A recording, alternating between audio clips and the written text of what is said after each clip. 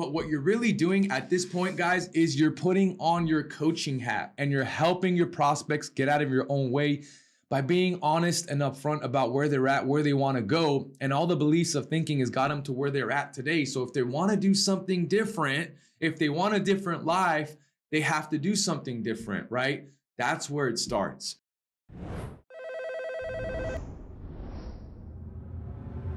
All right, guys, welcome back to another episode of the Closers Network podcast. Guys, if you missed the last 3 episodes, I'm going to highly encourage and recommend you to go back and watch the Florida edition podcast that we had. So if you didn't pay attention and you haven't seen the last few episodes, I'm going to let you know that we took about, 20 to 25 of our top closers down to Palm Beach, West Palm Beach, Florida for Patrick Bet-David's The Vault event.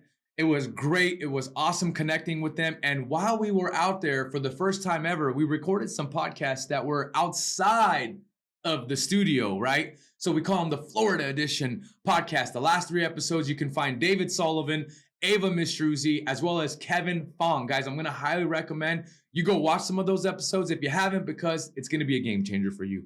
And speaking of game changers and getting to the next level, guys, today I'm just going to talk about the most common mistakes that I see new reps coming into the game making, right? And so I want to make sure I can help you guys out, avoid those so that you don't fall into some of these traps that I see for new and seasoned reps alike, right? So let's dive in immediately to number 1. Guys, your intent on these calls matters the most. So the question then becomes, do you believe what you are selling? Because I'm going to tell you right now, people are not stupid. They're going to know whether you're there and you give a shit or whether you're there just to get a commission, right? If your only intent is to get a commission, I'm going to tell you right now, like, objection handling is not going to work with you. Your discovery, even though you might have done a great job, like, it's not necessarily going to work for you. So you have to put the mindset and the hat on to forget the commission. Forget about it. Screw the commission, right? We're going to put people first. The question that you're trying to answer is, can I help this person? And if the answer is yes, you have to undoubtedly let that person know that that's the intent that you're trying to carry. Make no mistake about it, guys. Like, you are an assistant buyer, right? You're an assistant buyer. You help folks get out of their own way. You help them make a decision, and you do that by being honest with them. One of my mentors, right, he says, love ain't lies. Guys, if you really care about someone and you have their best interests at heart, don't you want to tell them the truth?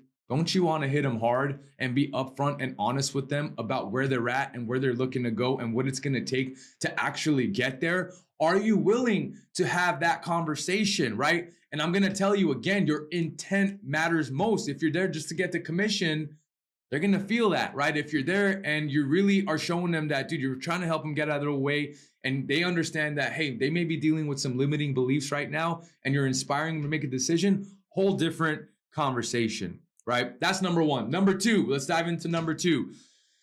One of the most common things that I see, again, new and seasoned reps alike, guys, is as soon as you get an objection. Now, this is assuming that you've done a phenomenal job identifying that there is a problem for me to solve, right? There is a big gap. My product and service can actually help them. My discovery process got the prospect to sell me on all the different reasons and things and all the places that they want to go and all the things that they want to do, right? They sold me on all that stuff. Why? But somehow, some way, we still get to the certain point of the call after the pitch where we drop the price. Are you guys familiar with this part of the call? When we drop the price and you get that first objection, the number 1 thing that I see happening is an instant dip in tonality, guys. It's an instant dip in tonality, which puts out very weird energy.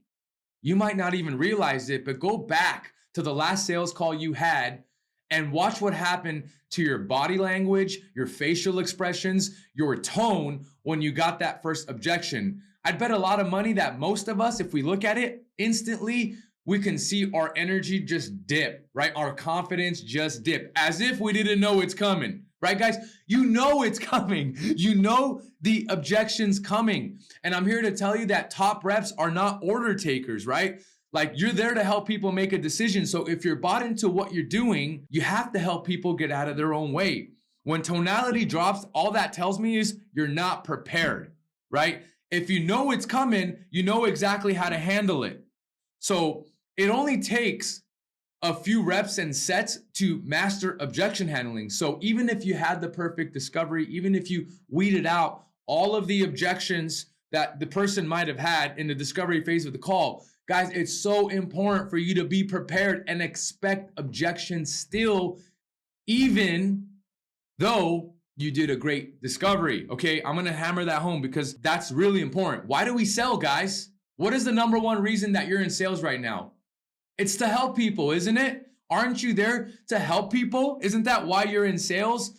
You gotta put the mindset on if you're looking to take it to the next level. The mistake number 3 that I see is the closer's not willing to be honest with the prospect, right? Now, you don't wanna get into a spot where you're combative or that you show them that you're mad or you're upset, right? But if you're thinking something, right, your intuition's telling you like, man, I feel this some type of way, I should probably be saying this, that's probably a good indicator that you should be saying it, okay? So if you feel like you should say it, you should probably say it, right? And so you have to label the problem. Once you understand that they say, oh man, I need to think about it, I need to talk to my spouse, all these smoke screens, we need to identify, is it a value thing or is it a belief? Do they believe the product or service can actually help do that for them? Or do they not just believe in themselves? Is it an external thing or is it an internal thing that they're struggling with, right? And you can easily identify if it's a value thing because you can ask them questions like, hey, do you believe this is gonna help you do X, Y, and Z, right? Money aside, do you even wanna do this, right? Is that the path you wanna go down, right? If those are like, yes, then that's great. They see the value, right? Which is easy for you now. But all you have to do now is raise certainty and help them increase their belief, because what it comes down to normally is fear of spending the money, just fear in general, uncertainty, right? Whether or not this is going to work out, right?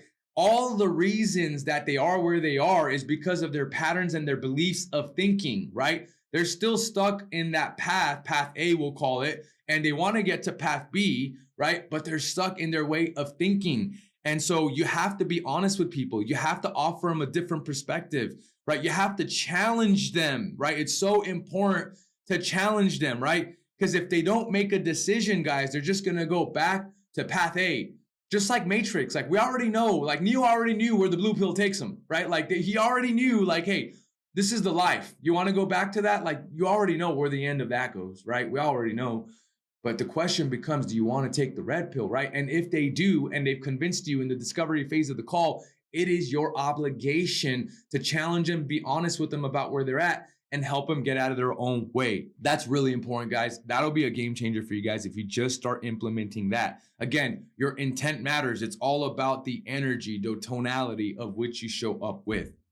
And then the last thing, number four here, is I see a lot of my closers, right, run a big team, and we have a lot of different teams and a lot of different closers here, 300 plus closers within the One Call Closers sales agency and closers network. And that being said, guys, people like closers let prospects off the hook too early, right? They're going to give you all the reasons to not do it.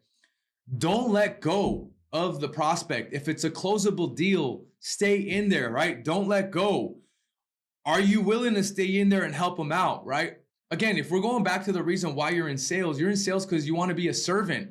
If your intent is there to serve, what does a servant do? It helps and serves. They help and serve. A servant helps and serves. So you're not going to take their excuses, right? You're going to be honest with them. You're going to let them vent if they need to, right? But what you're really doing at this point, guys, is you're putting on your coaching hat, right? You're literally putting on your coaching hat and you're helping your prospects get out of your own way by being honest and upfront about where they're at, where they want to go, and all the beliefs of thinking has got them to where they're at today. So if they want to do something different, if they want a different life, they have to do something different, right? That's where it starts. So anyway, guys, I wanted to keep it really short today. We're going to have actually our first ever, we just added 2 microphones. You see these bad boys right here? We just added 2 more. So we're going to actually have our first 4-person show probably for the next podcast episode. So I'm excited for you. So look out for that. I got a haircut, by the way, right after this at 11 with my son. So we got to head to the barbershop here. Haven't had the cut in a little bit.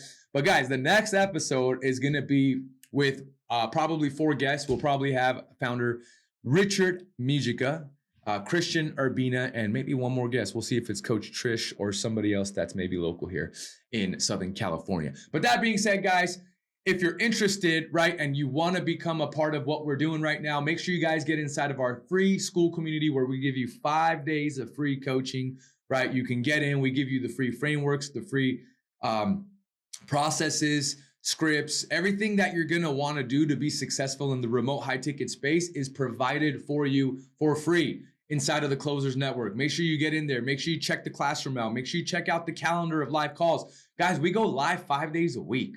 Who the heck gives you free game 5 days a week? We do, right? There's nobody else out there that's going to be doing what we're doing. We give you free game 5 days a week. The same people that have helped scale our sales agency, One Call Closers, to over $200 million in revenue in 5 years are the same team leaders and individuals that are giving you game 5 days a week, free coaching, right? Monday through Friday. Make sure you join those calls, ask questions, take advantage of them.